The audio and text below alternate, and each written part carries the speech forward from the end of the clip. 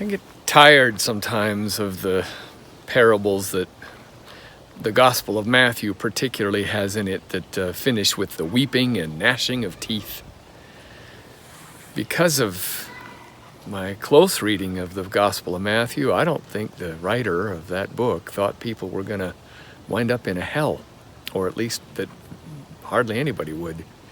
But still, you get these parables that do weeping. Well, here at First United Methodist Church, every Wednesday, a lot of people get the shared first word. You can request it, and we send out what I'll be preaching on for the weekend. And in this one, we get another one, but this one's really powerful to me. It's somebody goes away, leaves some servants in charge, and the servants, some of them get it, and some of them do not. And the big deal is, the master comes back and says, how'd you do? And the servant's like, well, I knew you were awful. I knew you were a terrible master. And from that, I behaved terribly. Maybe even in this last election cycle and some of the stuff we've seen as a country, we can learn from people who have a religion or a perspective on God that makes God awful, terrible, vicious, and hideous.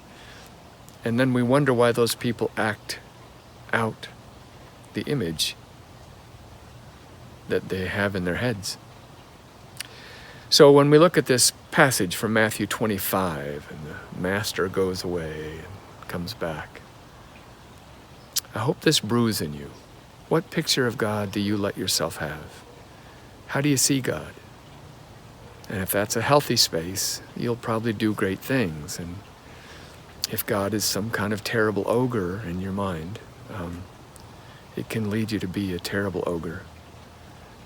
Sometimes particularly people from maybe fundamentalist faiths, have to recover, have to heal their own minds of images of God that destroy, instead of the God who can be filling our minds with great images of goodness and wonder. So, in the shared first word this week, you'll read a parable about images that heal or don't. I hope your head is full and filling full of images of God that are true to what Jesus talked about when he called God Daddy. You are loved first.